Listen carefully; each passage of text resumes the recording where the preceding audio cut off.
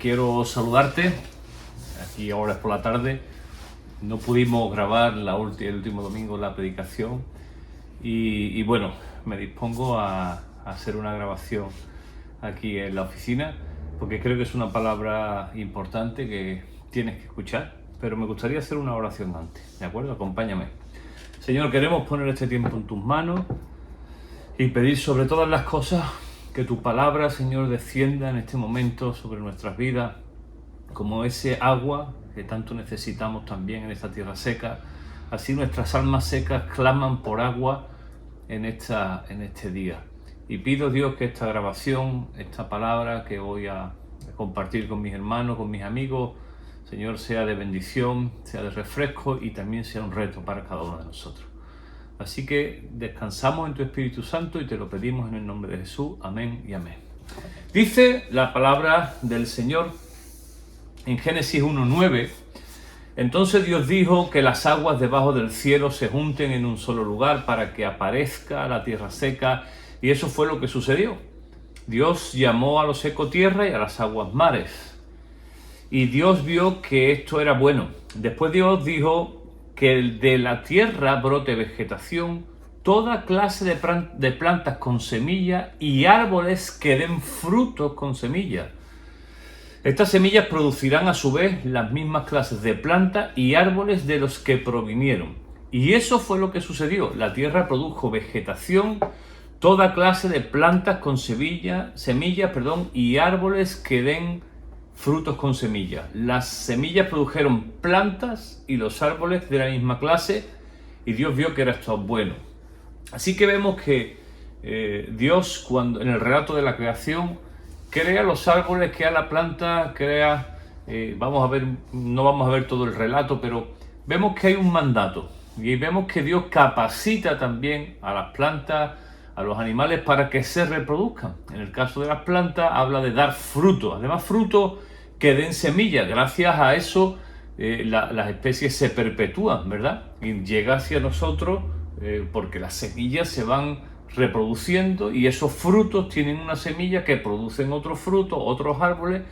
Y dice el versículo 26 también en Génesis 1, entonces Dios dijo, hagamos a los seres humanos a nuestra imagen, para que sean como nosotros. Ellos reinarán sobre los peces del mar, las aves del cielo, los animales domésticos, todos los animales salvajes de la tierra y los animales pequeños que corren por el suelo. Así que Dios creó a los seres humanos a su propia imagen. A imagen de Dios los creó, hombre y mujer, dice la palabra, los creó. Y luego Dios los bendijo, fíjate, es una bendición de Dios esto. Dios los bendijo con las siguientes palabras: sean fructíferos y multiplíquense. Es una bendición, además con un mandato de responsabilidad. Llenen la tierra y gobiernen sobre ella, reinen sobre los peces del mar, las aves del cielo y todos los animales que corren por el suelo. Así que vemos que hay una ley natural que Dios establece en toda la creación, y es la ley de la reproducción, de la multiplicación. Gracias a Dios por esa bendición, porque no solo se ha perpetuado pues toda la creación, sino que también el hombre y la mujer se han perpetuado, y nuestra especie, por llamarlo de alguna manera, no se ha extinguido a pesar de nosotros, porque en ese mandato hubo una bendición, que es la de multiplicarnos, y a los árboles y a las plantas les encomendó dar fruto. Así que es una ley natural que tiene que ver con eso. Y lo humano obviamente pues tiene que ver también con la biología. Estamos constituidos hombre y mujer para procrear también y en esa multiplicación. ¿De acuerdo? Pero fíjate que Jesús mismo usó muchas leyes naturales, tomó ejemplos de la naturaleza para traernos una enseñanza espiritual. Por ejemplo, hablando en los mismos términos, la ley de la siembra y la cosecha. Si siembras tomate, recoges tomate, ¿no? De la misma manera, aquellas acciones que nosotros sembramos en nuestras propias vidas y en la de los demás, dan también como resultado o como consecuencia, pues serán frutos buenos los que recojamos de esas acciones o malos. Se recoge regularmente lo que se siembra, ¿verdad? Aunque tú pongas una semilla de tomate y tú hagas todos los rituales que tú quieras, al final saldrá un tomate.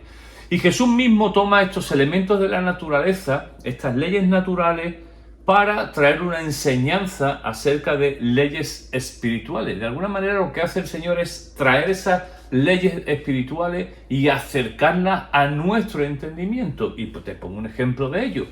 Mateo 7, del 15 al 20, dice: ten cuidado de los falsos profetas que vienen disfrazados de ovejas inofensivas, pero en realidad son lobos feroces. Está hablando, hay un tipo de personas que pareciera que son profetas, que son gente espiritual, pero realmente simplemente es un disfraz. Y dice, puedes identificarlos por su fruto.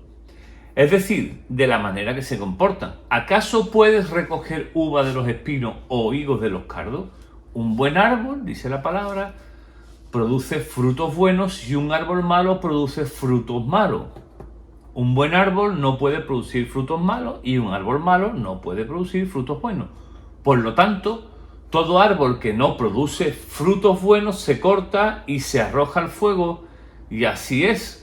De la misma manera que puedes identificar un árbol por su fruto, puedes identificar a la persona por sus acciones, por su forma de vivir, por cómo responde a los estímulos de la vida.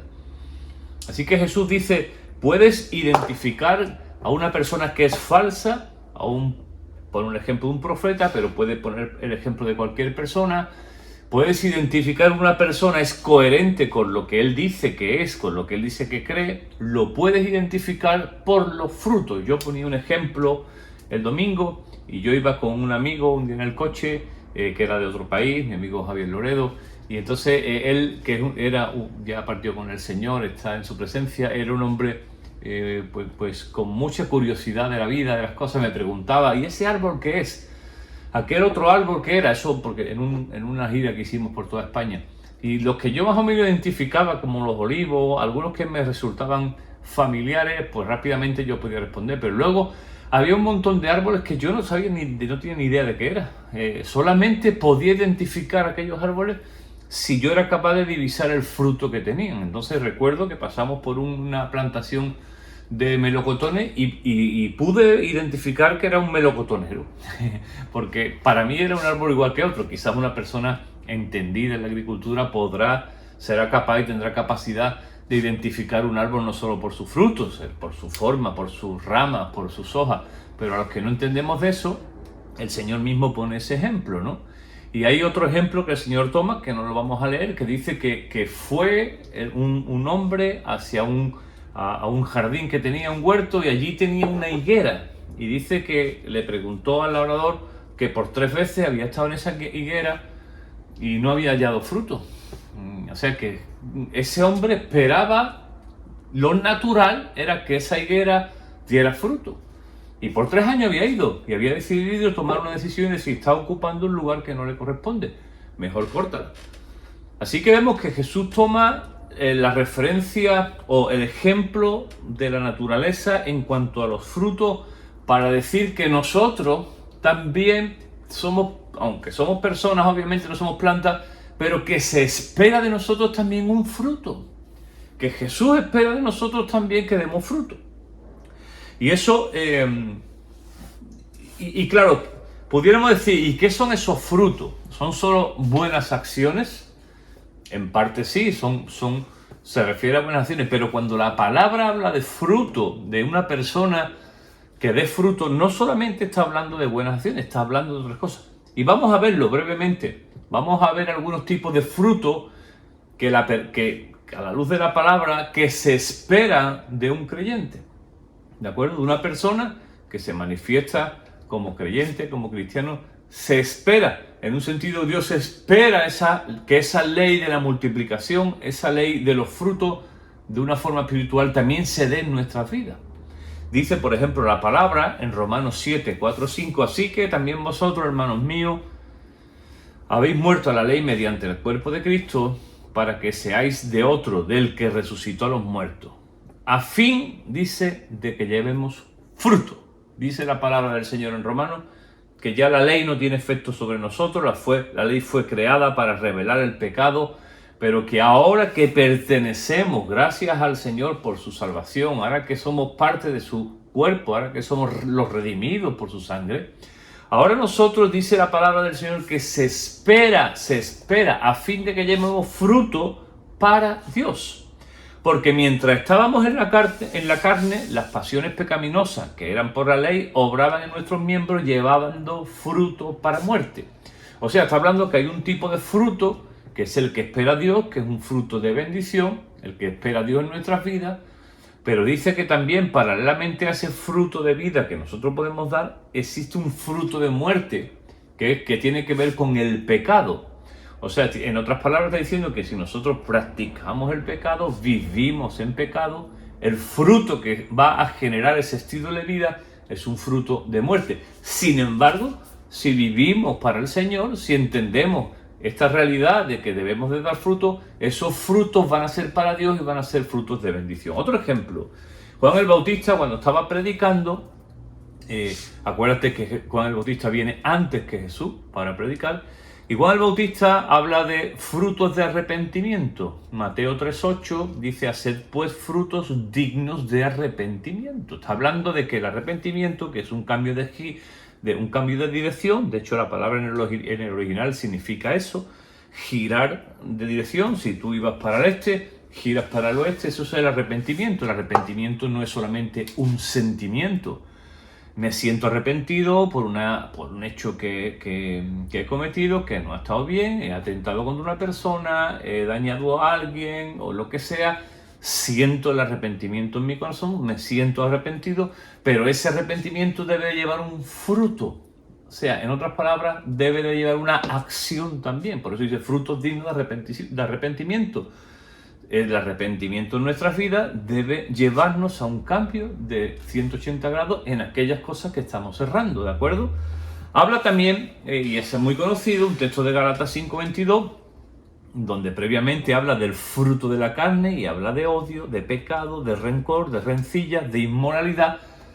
De nuevo la palabra nos recuerda que si vivimos en la carne, vivimos en el pecado, el fruto que vamos a manifestar en nuestra vida tiene que ver con eso, con odio, rencor, rencilla, pelea, inmoralidad sexual y otro tipo de pecados, ¿no?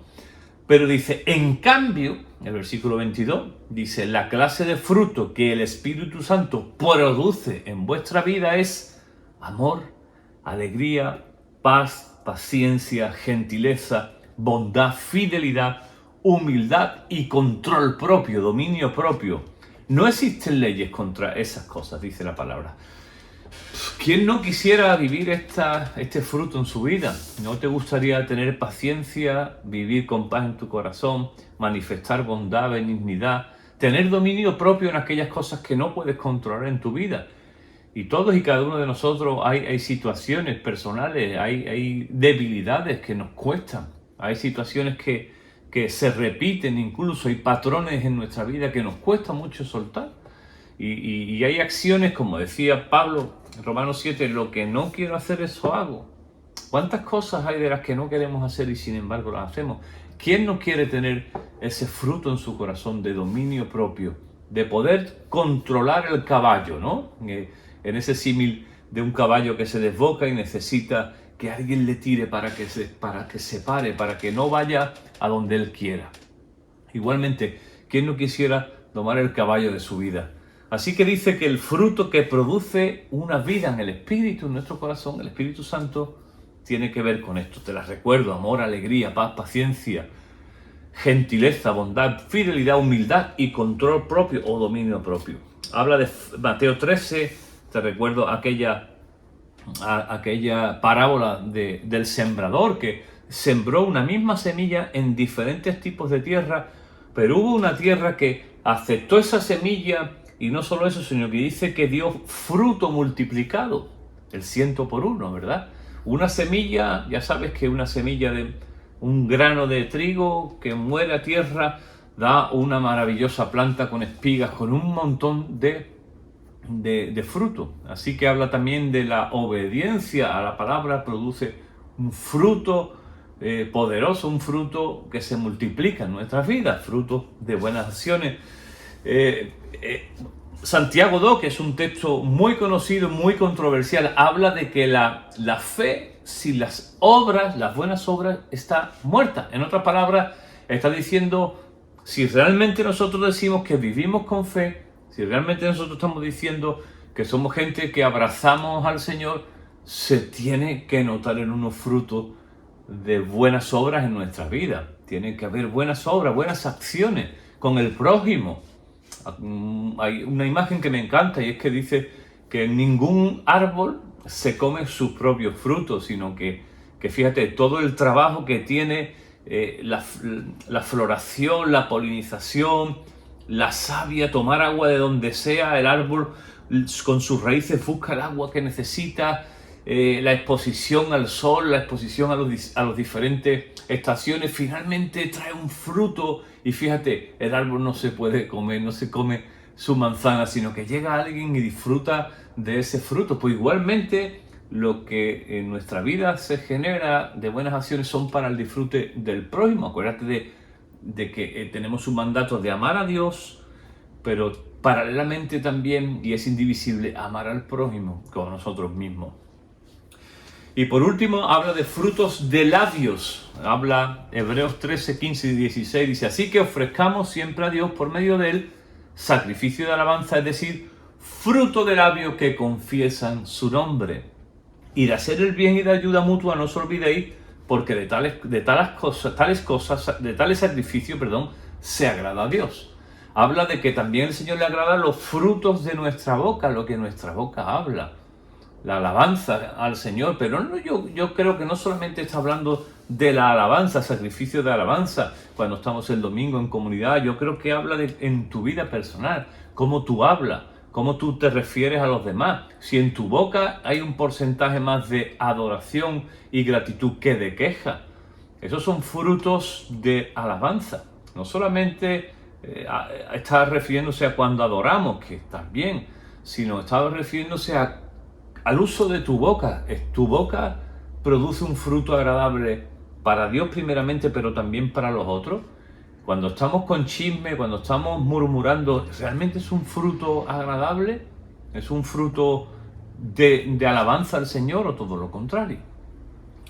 Y claro, cuando uno ve todo esto, ¿quién no quisiera vivir estos frutos en su vida? ¿Quién no quisiera, que todo esto se manifestara en la vida de uno, ¿verdad? Y cuando uno lee esto, dice, Señor, ¿pero cómo?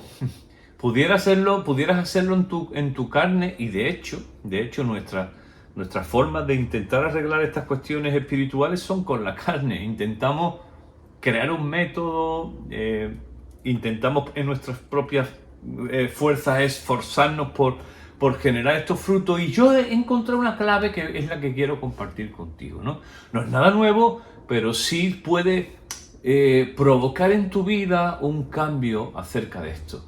Porque lo que está claro es que Dios espera, en esa ley natural, también espiritual, Dios espera que demos fruto.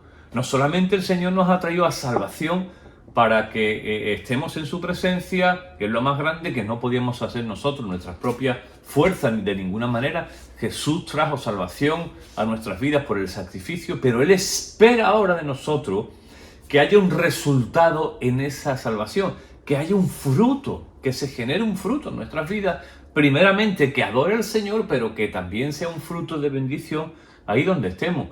Y claro, se crea una tensión tremenda, por lo menos yo lo siento así, porque yo quiero. Y yo te soy sincero y abro mi corazón contigo, lo he intentado muchas veces en mi propia carne, pero me di cuenta que vuelvo a caer en las mismas cosas constantemente porque lo intento hacer en mi fuerza. Intento, que no luchar con ciertas cosas, pero me he dado cuenta que hay una clave que me funciona mucho más que eso. Porque si estamos hablando de fruto en términos espiritual, aunque tiene una trascendencia en lo natural, obviamente se manifiesta en nuestra vida en lo natural, yo necesito profundizar y necesito buscar entonces dónde está la respuesta. ¿Cómo yo puedo dar ese fruto? O cómo yo puedo, ¿qué puedo hacer yo al respecto? Porque sé que tengo una responsabilidad, pero ¿cómo produzco estos frutos en mi vida? Esto no es una cuestión simplemente de portarse bien, porque ¿cómo produces la paz en tu vida? ¿Qué te crees? ¿Que porque te vayas al mejor hotel de estos que hay de tranquilo, con una hamaca buena, mirando el mar, viendo un atardecer, que a todos nos gusta, por supuestísimo, que piensas que eso es la paz? Esos son momentos que producen cierta paz pero la paz de interior solamente. Por eso el Señor dice, la paz que yo doy no es una paz cualquiera. La Biblia da una paz que sobrepasa todo entendimiento, o sea, no es una paz que se pueda razonar. Por eso hay creyentes en momentos de crisis personal, de sufrimiento, de enfermedad, de pérdida, que manifiestan una paz en sus vidas. Y dices tú, ¿cómo es posible por la tormenta que están pasando y sin embargo tienen paz en su mirada, en sus palabras, en su forma? Tiene que ver porque es un fruto que se produce de la vida en el Espíritu. Y hay un texto que habremos leído 1000 veces, pero que cobra un sentido con todo esto que estoy hablando. Hablándote de nuevo, recordándote que estamos hablando de fruto. Juan 15, el Señor dice, yo soy la vid verdadera y mi Padre es el labrador. Todo pámpano que en mí no lleva fruto lo quitará, y todo aquel que lleva fruto lo limpiará, para que lleve más fruto. Ya vosotros estáis limpios por la palabra que os he hablado. Y ahora comienza un verbo que se repite 11 veces aquí, 10 veces, perdón, que es el verbo permanecer. Y dice, permanecer en mí y yo en vosotros. ¿De acuerdo? Dice, como el pámpano, la rama, no puede llevar fruto por sí mismo si no permanece en la vid, así tampoco vosotros podéis dar fruto si no permanecéis en mí. Y podríamos cerrar aquí ya la conversación, podríamos cerrar la palabra, tan sencillo como eso, pero tan complicado a la vez. ¿Por qué nos complicamos tanto la vida? Y yo te hablo personalmente. O sea, si la clave de dar fruto es permanecer en el Señor, ¿por qué no permanecemos? Y ya se acabaría todo el problema. Bueno, pues porque hay una lucha en nuestro interior. Porque permanecer en el Señor es una actitud de fe, es un estilo de vida que yo adopto y que yo decido y que yo lucho y que no es fácil. Y yo aparto ciertas cosas de mi vida para ese permanecer en Él. Y entonces dice la palabra del Señor, dice, yo soy la vid, de nuevo, versículo 5, vosotros los pámpanos, el que permanece en mí y yo en él, este lleva mucho fruto. Porque separados de mí nada podéis hacer. El que en mí no permanece será echado fuera como pámpano y se secará. ¡Wow! Me tocó mucho esta palabra de se secará. Correcto. Si tú arrancas una rama de un árbol, en el símil que está el Señor usando de la vid, arrancas una rama y la tiras, al principio permanece verde. Al principio, bueno, pareciera que tiene vida, pero conforme van pasando los días, ese color verde se torna en marrón y manifiesta una sequedad y finalmente se deshace, finalmente se funde con la tierra, por decirlo de alguna manera, y finalmente acaba en nada. Con la vida de los creyentes pasa lo mismo, es curioso. Empiezas a dejar tu vida espiritual de lado, empiezas a dejar de orar, a dejar de leer la palabra, a dejar de congregarte. Comienzas a dejar de congregarte, a cambiar ese hábito de congregarse, porque es un hábito que uno crea que es de bendición para uno y también para el otro. Comienzas a dejar de congregarte al punto que tu vida se comienza a secar. No te das cuenta, pero comienza tu lenguaje a cambiar. Tu alegría comienza a mermar, tu ilusión y tu esperanza empiezan a mermar, y con ello también tus relaciones personales, tu vida en el trabajo. Todo cambia cuando uno se seca en las cosas de Dios, ¿verdad? Y dice la palabra que incluso eso se tira, incluso se quema. Si permanecéis en mí y mis palabras, habla de la palabra del Señor en nosotros, la importancia de acercarnos a la palabra de Dios. De tener ese hábito de no solo de lectura como el que está cumpliendo, sino de búsqueda del Señor en las Escrituras, de no perder ese punto del estudio de la palabra, de la predicación, de escuchar la palabra de Dios. De nuevo, por eso es importante también escuchar la palabra de Dios juntos como congregación en la palabra, ¿verdad? Dice, permanecéis en mí y mis palabras permanecen en vosotros, pedid todo lo que queráis y os será hecho. En esto, fíjate, es glorificado mi Padre. ¿En qué? En que llevéis mucho fruto. ¡Wow! De modo que cuando llevamos fruto, y aquí habla de mucho fruto, glorifica al Señor. ¿Y sabes qué significa eso? En otras palabras, estás adorando al Señor. ¿Y sabes qué significa? Que Dios está contento. Dios se goza de ese fruto que estamos dando, ¿verdad? Y seáis mis discípulos. Como el Padre me ha amado, así también yo os he amado. Permaneced en mi amor. Y si guardáis mis mandamientos, permanecéis en mi amor, así como yo he guardado los mandamientos de mi Padre y permanezco en su amor. Ay, este tema es complicado, porque el amor del Señor es inagotable, así como se define la gracia, amor inagotable. Su amor es inagotable, Él no va a fallar, pero nosotros sí fallamos. Nuestra reciprocidad, nuestra respuesta a ese amor a veces no es como el Señor lo espera. Y fíjate, está hablando de que una muestra de nuestro amor por Él es cuando le obedecemos y obedecemos sus mandamientos. Por eso dice, permanecer en mi amor y permanecer en mis mandamientos.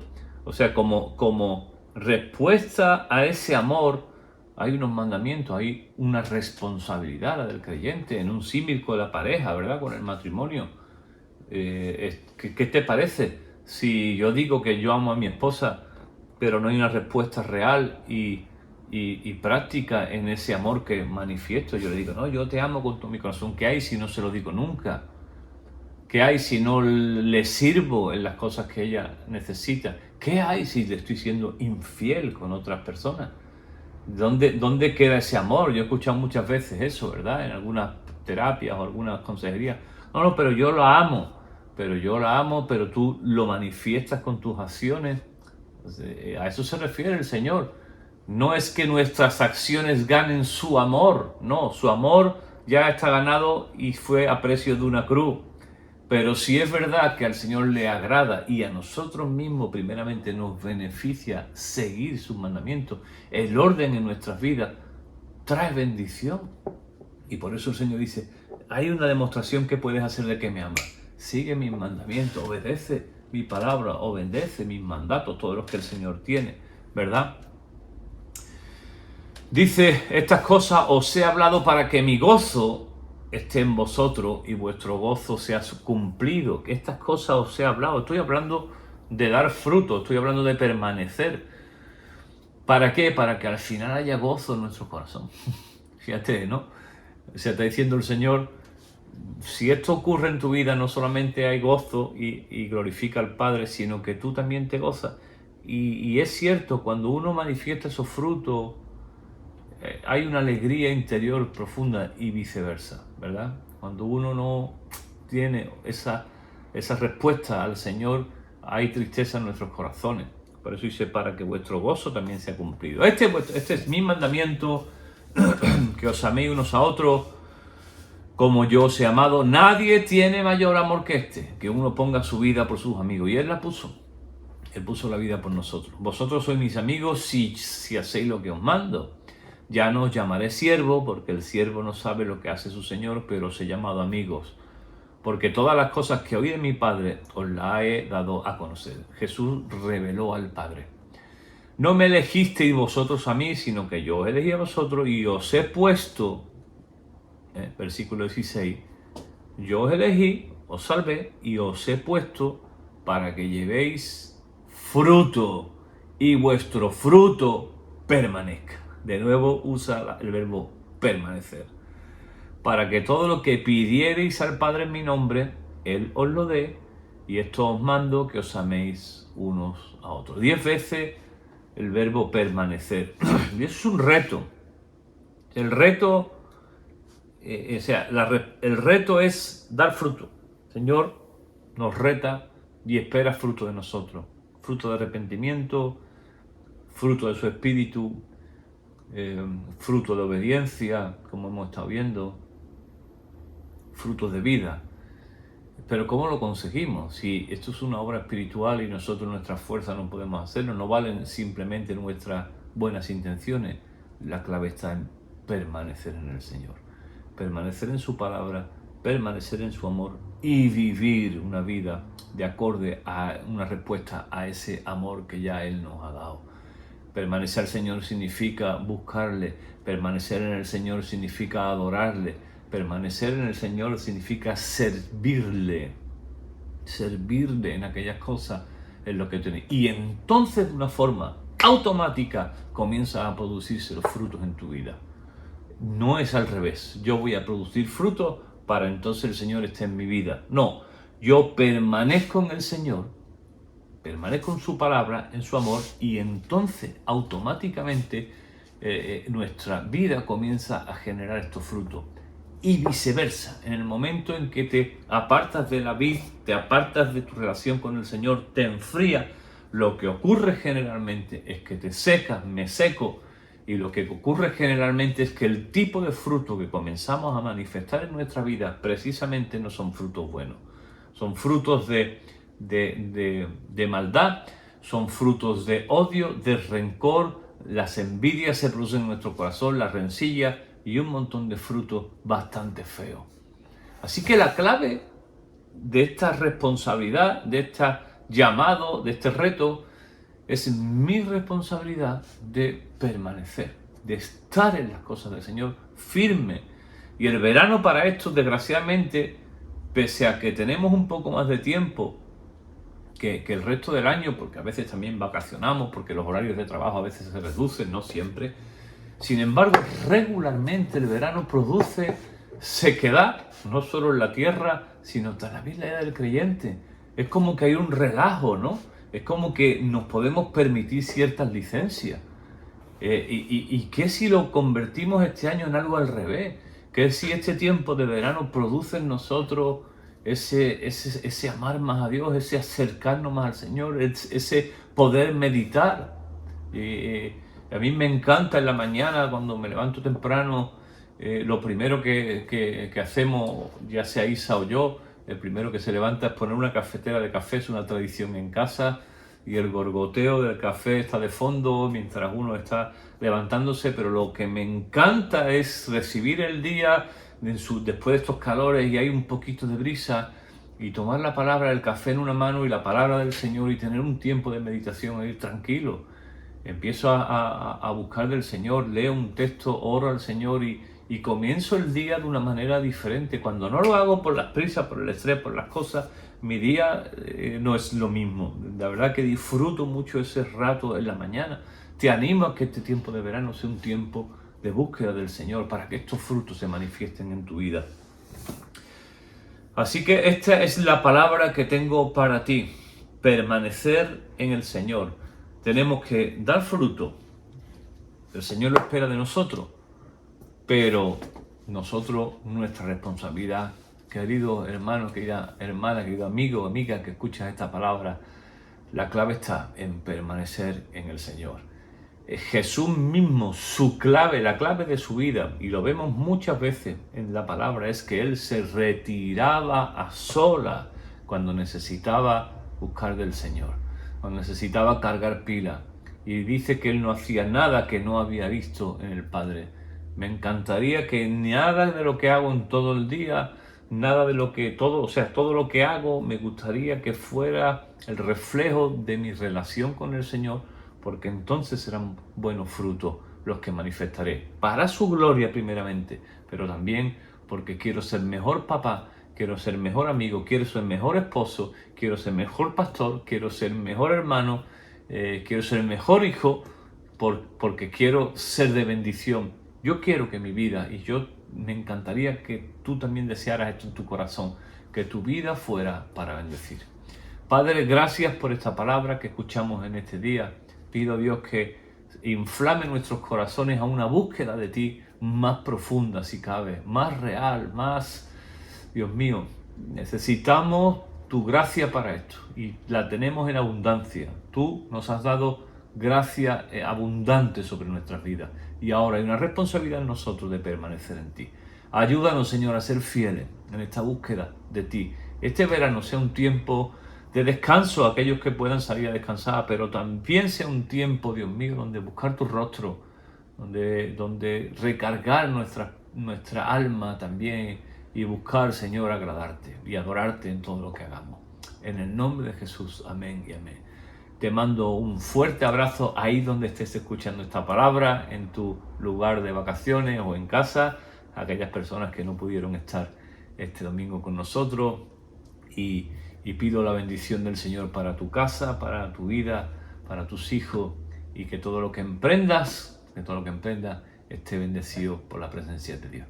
Dios te bendiga muchísimo.